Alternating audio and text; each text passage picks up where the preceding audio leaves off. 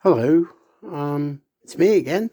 You didn't think I'd be doing that one this quick, did you? Well, here I am. This is a wrestling review.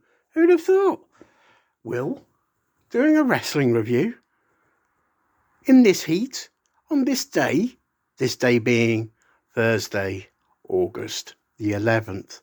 The time I'm recording this is 8:25 in the United Kingdom.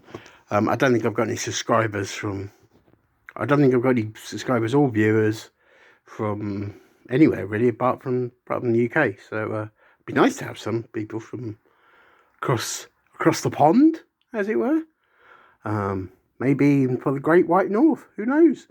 Maybe down under. I'm just going through countries now that I'd like to visit, to be perfectly honest with you. Anyway, I'm not here to talk about my holiday plans. I am here to talk about a wrestling show that I have watched and that I'm now going to review. Before I get started on said show, I'd like to talk about briefly why I watch programs like a few weeks behind everybody else. Mainly because I write the stuff down. I'll just take the camera off my gorgeous face, and then you'll see. There we go. Hopefully you'll see that. There we are. Look. Well, hey! So yeah, I write results down. Always have done. Always will do. I don't know what's going on there. So this is the July 22nd broadcast of Aew Rampage. No, I was watching Rampage. Who'd have thought, eh? I know. Anyway, so the first match was a tag team match in the tag team division, and the teams were the Butcher and the Blade, and they were taking on former AEW World Champion Hangman Adam Page and his tag team partner John Silver. Can anyone tell me, by the way, if the Dark Order still exists, or is it sort of exists, or doesn't exist? I don't know what's going on, really, to be honest. But anyway, it was a good match, yeah. Some good moves, entertaining, which is always good. And Hangman Adam Page and John Silver won the match by pinfall. So good win there.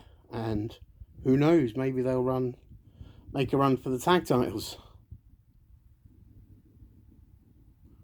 Anyway, the next match was a singles encounter between Lee Moriarty from Canada against one half of Top Flight. I don't know if Top Flight still exists. I'm so out of date, I don't know who is, what is, and why. Dante Martin. It was a good match. Some very unique offense, I thought, in this match. And it's a good match. And during the match, Stokely Hathaway came out onto the stage and, well, stood there clapping everything that Lee Moriarty did. Interesting. Lee Moriarty then won the match by pin, so good victory for Lee. And then a bit of underhanded tactics winning the match because he countered a roll-up by Mr. Martin and held onto the ropes. Not very good. Not very unfair, if you will. So he rolled him up. He got the 3, and then as he was outside, Matt Sydal, who was ringside with Dante Martin, came into the ring, got on the mic, and said, "Next week, Lee, I challenge you to a match." So yes, next week it will be the teacher, Matt Sydal, who was formerly known in another universe as Evan Bourne. Oh yes, he was. And he will be taking on the student in Lee Moriarty. So that's be an interesting match. Now, a side issue, as Lee Moriarty was walking backstage, Mr. Hathaway showed him his business card again, and he didn't take it. He walked and smiled away, like the day he was walking through some green grass. interesting. Next match was a tag team match between the former AEW Women's World Champion, Dr. Britt Baker, DMD. Sorry, I have to say that again. I've got to say it properly. Dr. Britt Baker, DMD.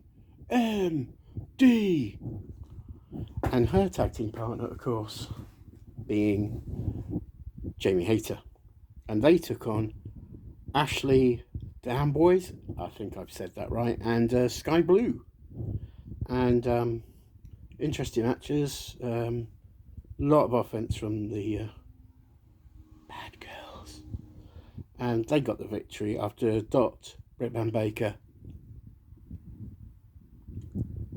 put a glove on and got Sky Blue in the... Actually, I think it was Ashley, actually. One of them, anyway. Yeah, it was Ashley. In the lockjaw, and that was vile, personally. Quite a vile finishing move, and a victory, nonetheless, for the Doc and England's own Jamie. So, yeah, good win there. Not sure where that leaves them in the run for the women's title, but yeah, I don't know. And then finally the main event. Well, actually, before I get to the main event, then there was a rap battle between Max Caster of the Acclaimed and I think it was Austin Gunn of the Gun Club, or some other names that I probably won't be able to get away with tonight. But yes, a win for, well, actually, it was actually Max Caster, quite comfortably, because Austin Gunn didn't know what the hell he was doing. He looked out and just looked completely out of place. And yeah, Max Caster was some great, lots of references to WWE talent. Like Lashley was mentioned. The great John Cena was mentioned. But yeah, but that's not. I'm not being sarcastic. John Cena was great, and yeah, that's just my opinion. He's the man. So it's a good it's a good rap battle. But Max Caster sounds brilliant on the mic. He's really good, and comfortably, in my opinion, won that rap battle. And then after the match, typically the Gun Club, including Daddy B, decided to beat the crap out of the Acclaimed and their followers. So yeah, obviously leading to a tag match, but yeah, it's good. It's good. And then trying to do my best Mark Henry impression. It's now time for the main event. And the main event was the Fallen Angel Christopher Daniels taking on the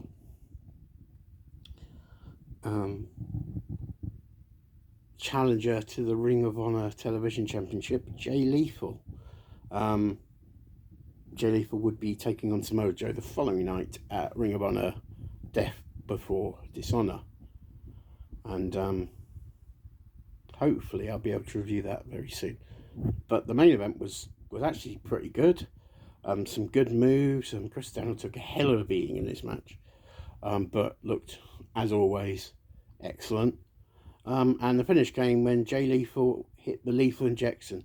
If you haven't seen the lethal injection, oh my God, it's beautiful. It's just, it's just lovely. It's really good. He obviously got the victory. 1, 2, 3. Jay Lethal wins and heads to Death Before Dishonor in a pretty confident mood, I would suggest. So yes, that was Aew Rampage on July the 22nd, 2022. Overall, really good show. Yeah, no complaints here. We really enjoyed it. So yeah, thank you for watching. Hopefully there'll be more new and old reviews coming quite soon, I hope. But yeah, so thank you for watching, thank you for listening, thank you for, yeah, just thank you really. But other than that, I've only got one thing to say, and as always, see you ringside.